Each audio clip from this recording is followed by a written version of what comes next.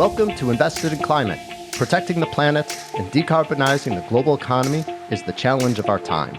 Never before have so many people rallied around a common cause. We all have a role to play, and the opportunity we face is unprecedented. Invested in Climate aims to help people do more to address climate change through their work, investments, learning, lifestyle, and activism. I'm your host, Jason Rissman. I co-lead a climate venturing practice at the design firm IDEO, supporting early-stage climate founders and organizations. I'm also an investor and startup advisor, and have realized that when it comes to climate action, I'll be a lifelong learner looking for the best ways to have a climate-positive impact. If you like what you hear, give us a good rating on Apple, Spotify, Google, or wherever you found us. Follow us on social, subscribe, and spread the word. Find episodes, sign up for updates, get in touch, and visualize your climate action at investedinclimate.com. Thanks for joining.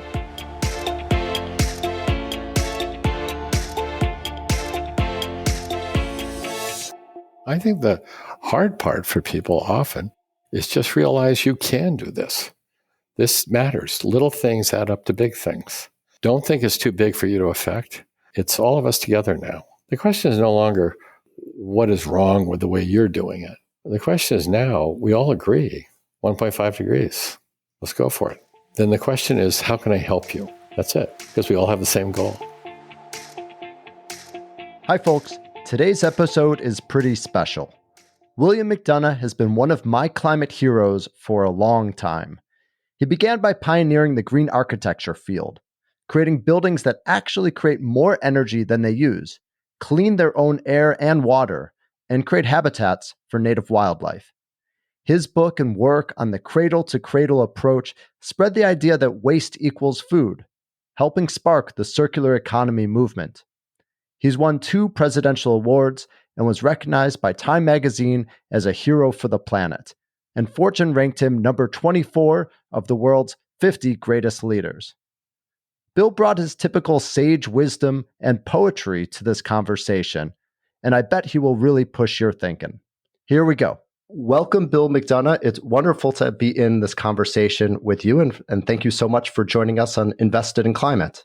It's a privilege. Thank you. So you and I have gotten to collaborate recently as advisory board members for the World Economic Forum's Scale 360 initiative for the circular economy, and we've run into each other at events in recent years. But our history actually goes much further back. I'm not sure if you know this, but it was about 1998 or 1999 when I heard you speak for the first time. And I was truly blown away as I heard you talk about buildings that produce energy and purify their own water and air while boosting productivity. It was honestly a formative moment for me in understanding that with smart design and avoiding a scarcity mindset, sustainability doesn't need to be in tension with other goals. So a much belated thank you for that lesson and for the inspiration that's really lasted for 2 decades now. You're very kind. Thank you.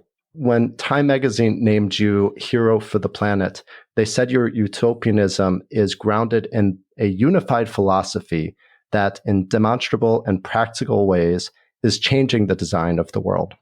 So first, what is this unified philosophy and how is it changing the design of the world?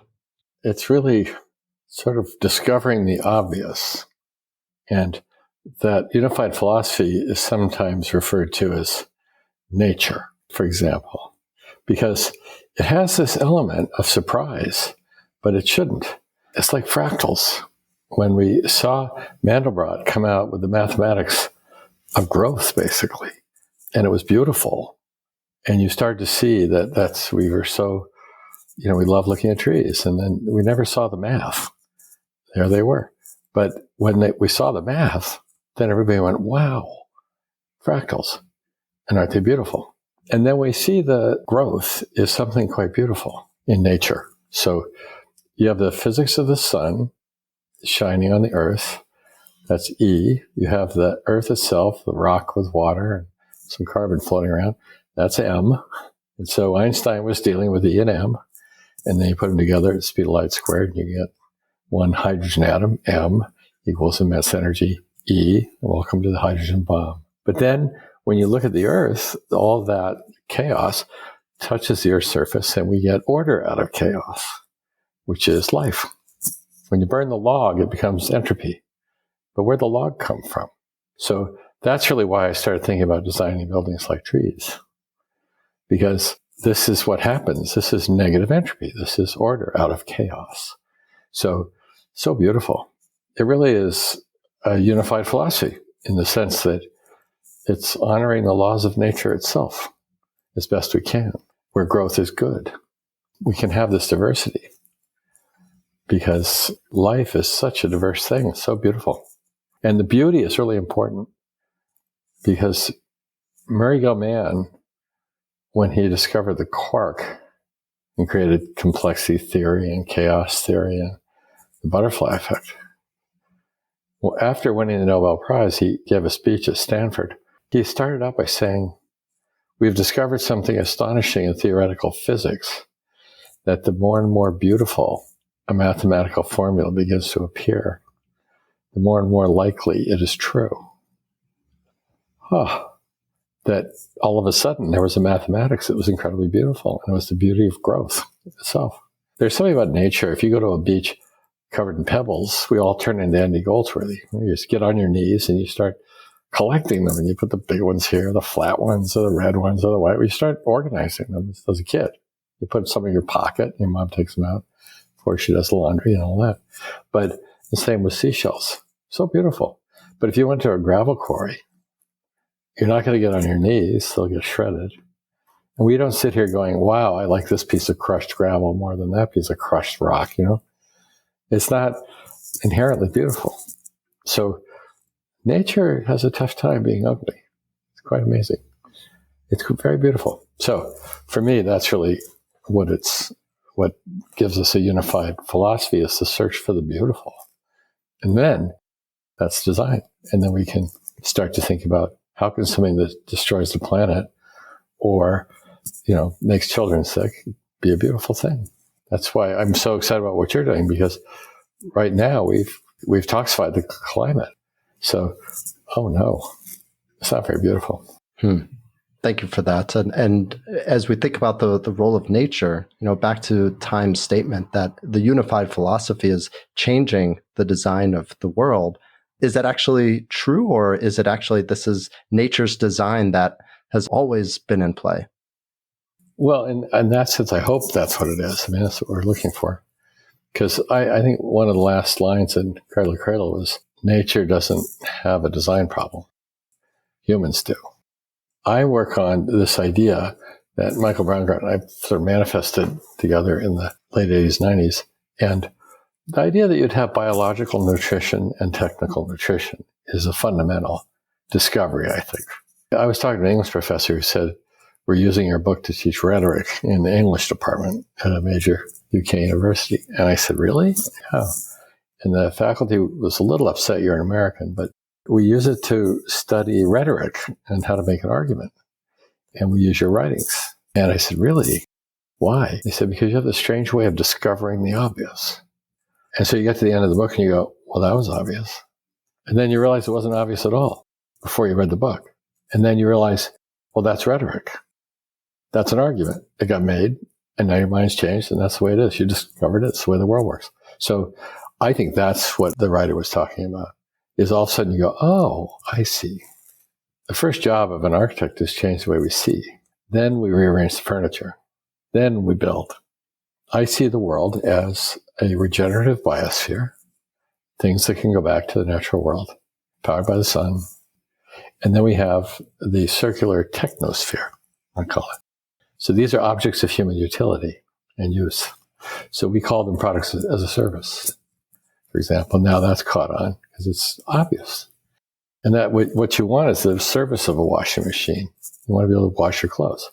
You don't buy it so that you can have this much aluminum, this much steel, this much rubber, this much glass in your kitchen or pantry or somewhere.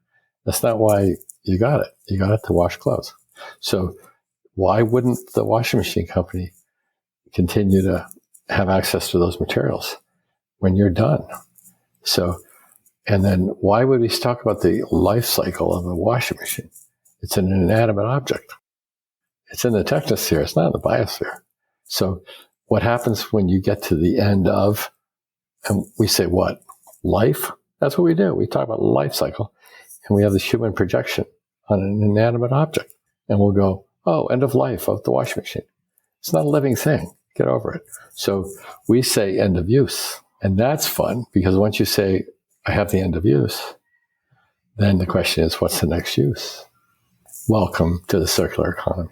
As you know, I work at the design firm IDEO, and so I'm naturally very interested in how you see the role of design. And you've talked about the need for designers to be humble, and yet your work also reflects a rare level of ambition, where you take into account the needs of nature, of human health, even of future generations.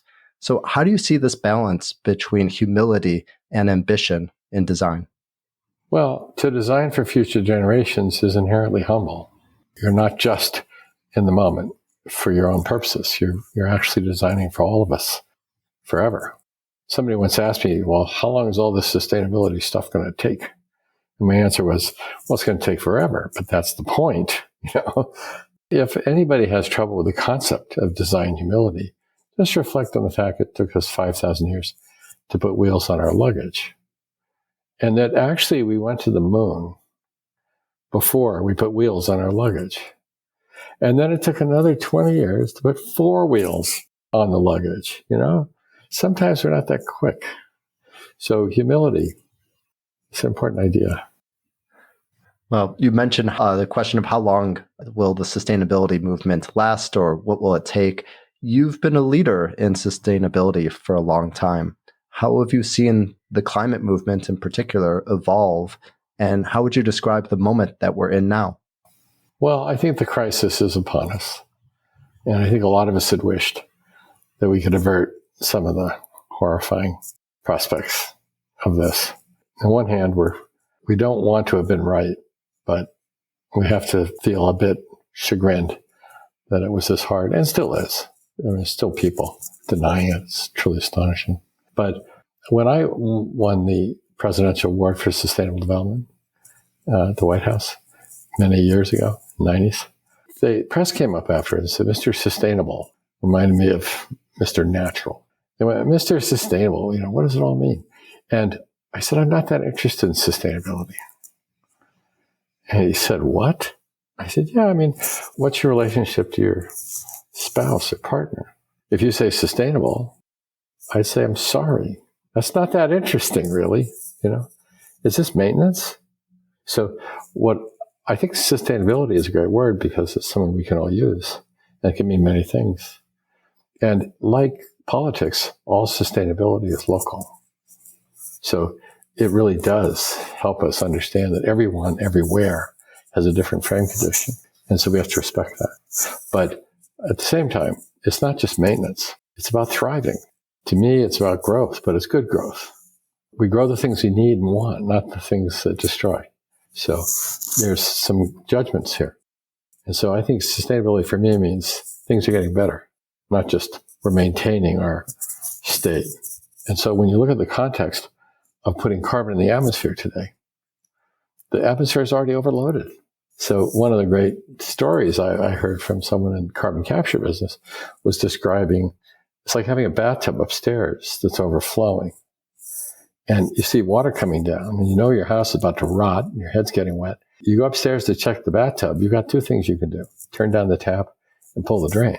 And you have to do both. Because if you leave the tap running at all, you can't turn it off completely. You really do need to find that place where the drain is balanced with the tap so it doesn't overflow. And so that's what we have to find now, is that point. So we have to go up and remove carbon from the atmosphere. We're overloaded. And we have to do massive reduction of carbon emissions. Massive. More than 50% by 2030. That is huge ambition. And we got to bring on the renewables full tilt.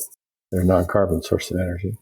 And we have to do nature-based solutions everywhere, all the time, because it's got multiple benefits. So you bet, regenerative agriculture, recovery of ecosystems, mangrove plantings, all of it. And then on the other side, though, we are going to have to remove carbon from the atmosphere through some clever system, because I think we need about 10 gigatons, from what I'm hearing, more per year of removal than nature itself can do.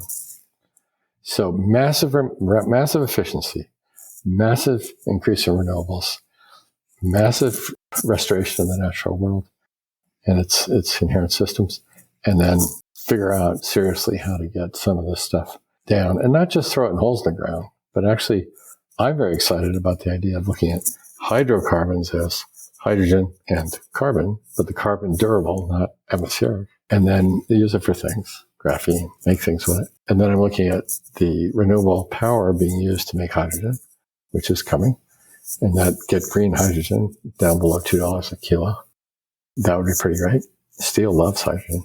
And then we can look at all these other systems that might capture the carbon, and then we can use it for various purposes, including sequestering it. But it's hard to get a value proposition with that. You can put it in concrete; it's worthy. You can do polymers with it. You can do graphene with it, things like that, rather than just throw it in a hole in the ground.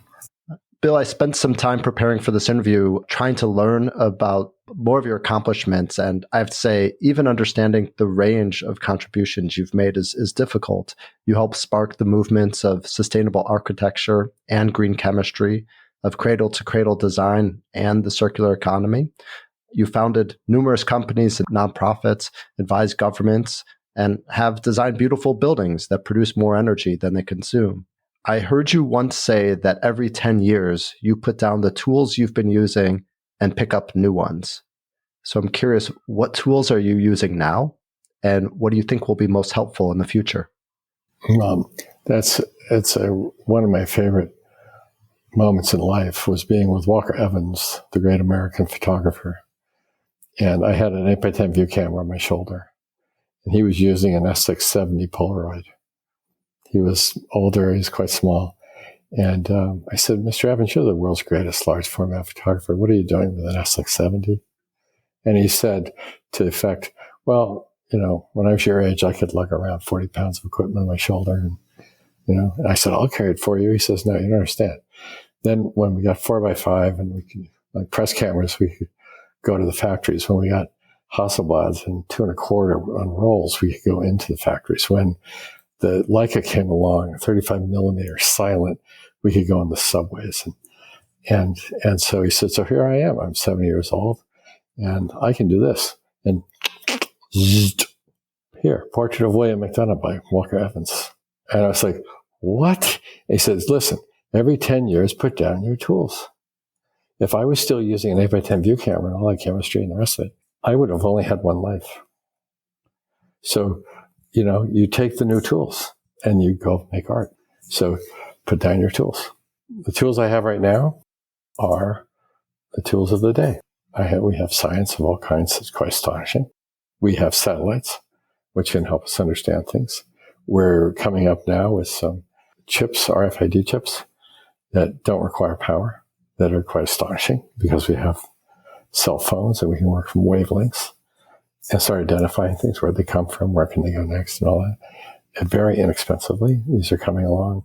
So our tools let us do things that we might not have been able to do without them. I mean, if you take something like Uber, it couldn't exist without GPS and everybody having a smartphone and, payment systems automated and all that.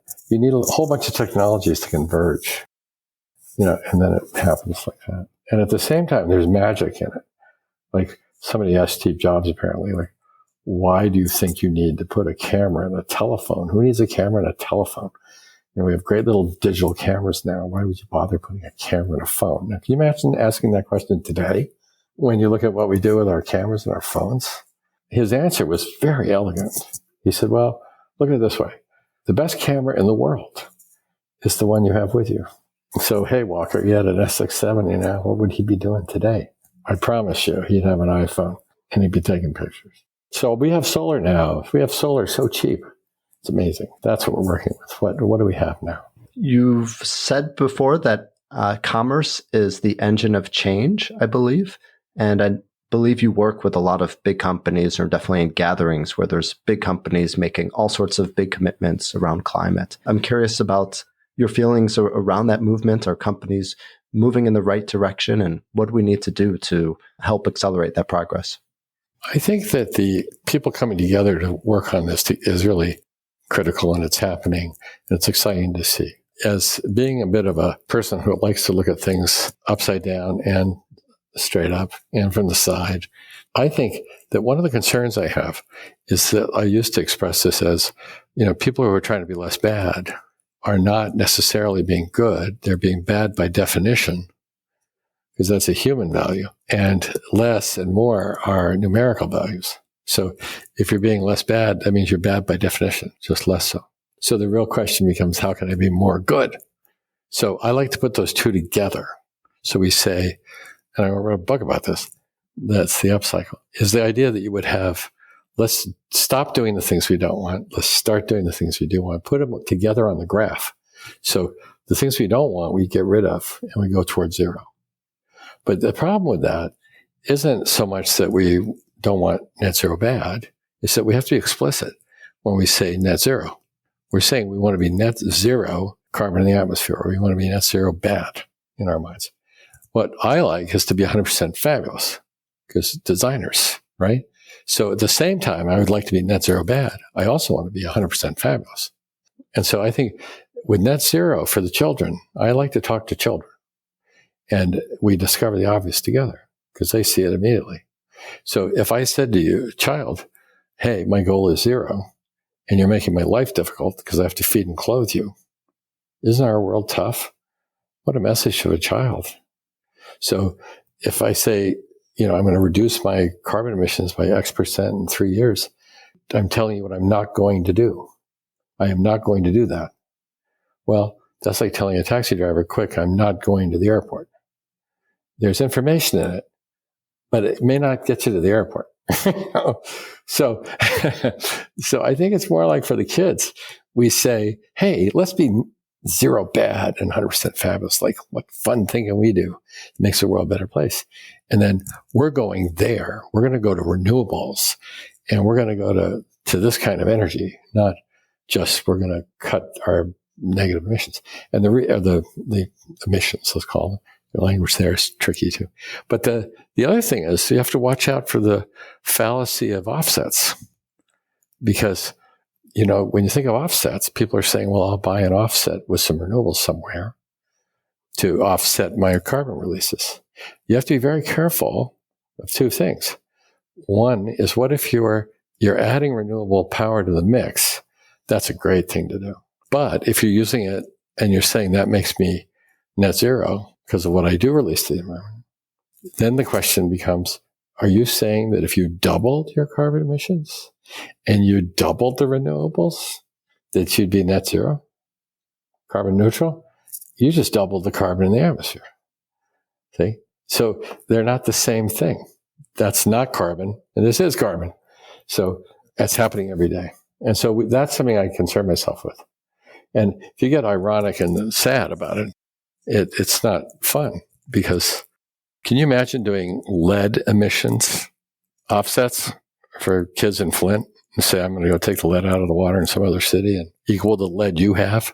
You're going to be lead neutral? I mean, what are you talking about? So these things that have a local condition, and a lot of the climate issues are justice issues too. Where is it? How's it affecting people locally? You just can't do it somewhere else and say you're okay. It's a complicated world. Net zero is a good place to start, and everybody can line up on it. So fair play. Let's go faster. I love that.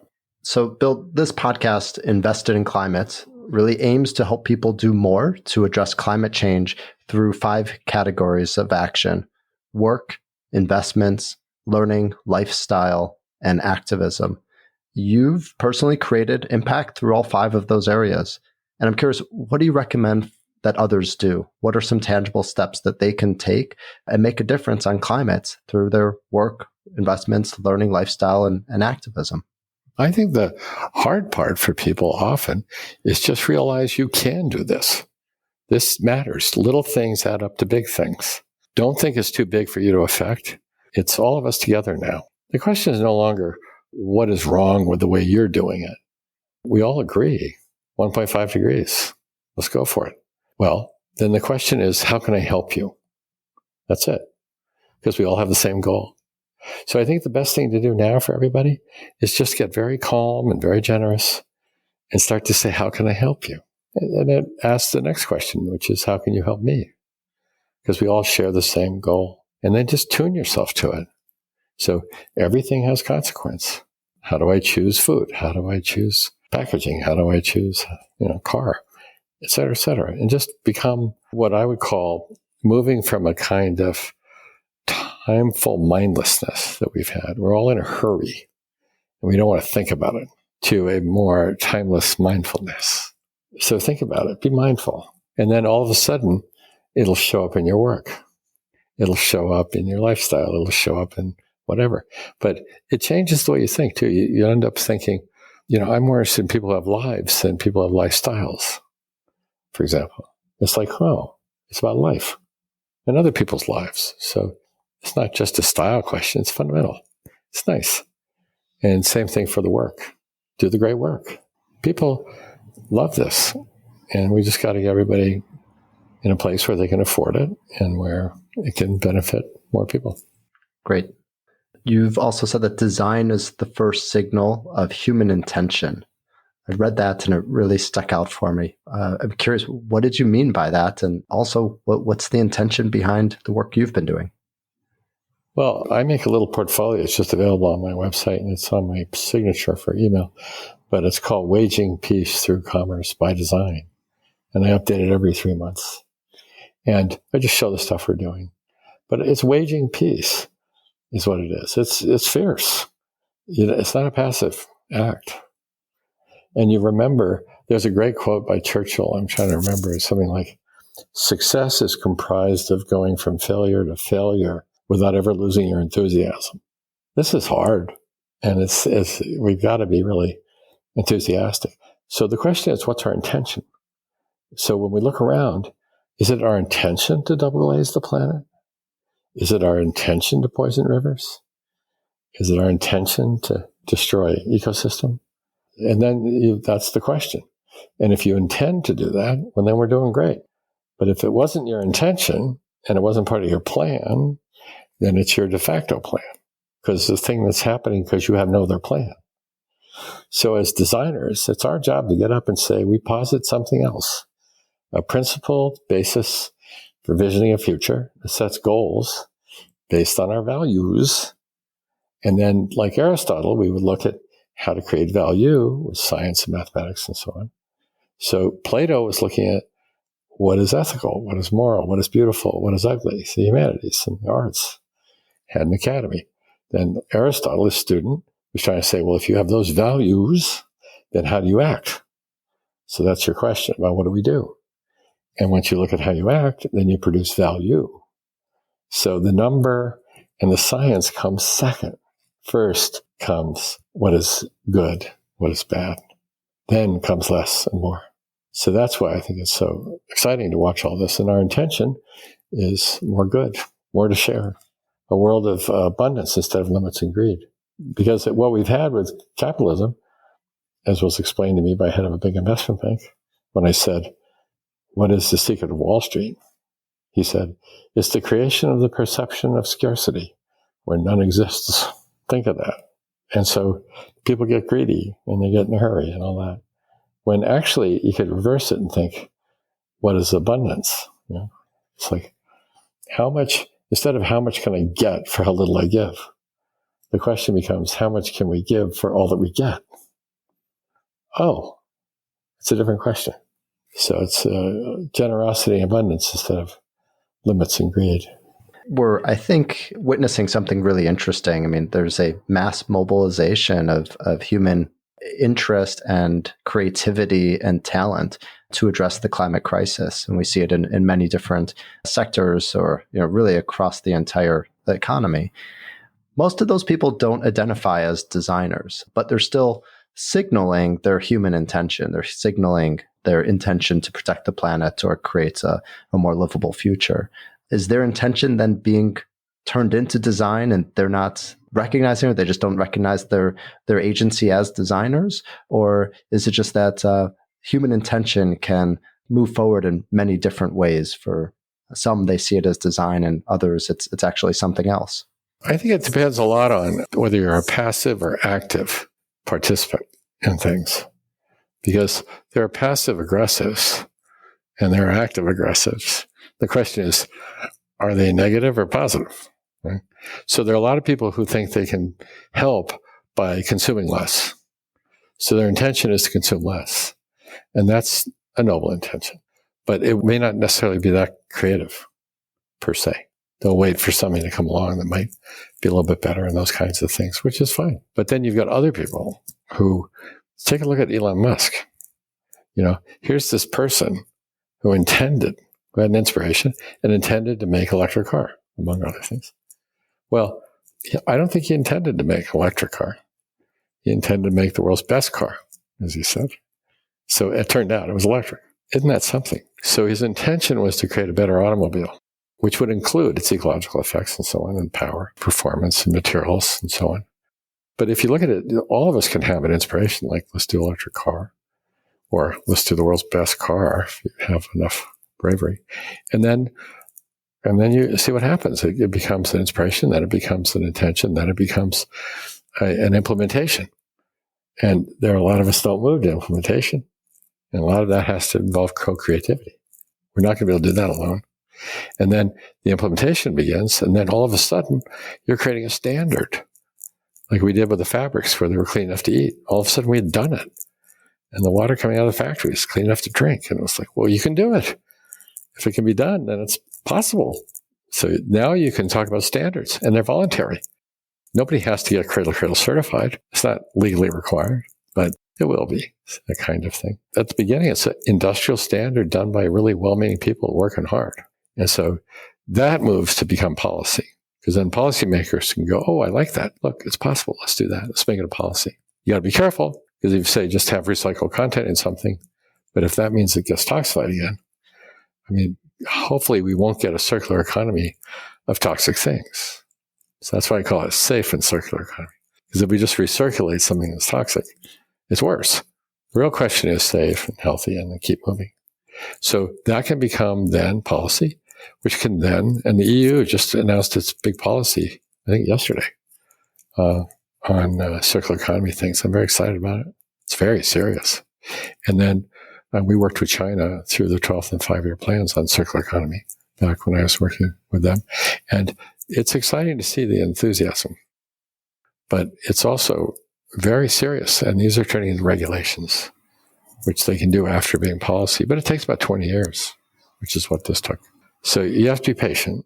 When I think about a couple of things that really stands out about the work that you've done, and you've been successful in a way that is really rare in, one, getting ideas to spread, and from ideas, turning them into movements and systems. And you talked about standards as being part of that. And two, I think that you've progressively zoomed out, that you started with buildings and architecture, and then you started looking at the materials going into them, and you zoomed out to chemistry. And then you thought about the whole system that those materials flow through, and you started thinking about cradle to cradle and circular economy. Is my understanding right? And how do you do that? And what should others be thinking about as they are trying to get new ideas to spread?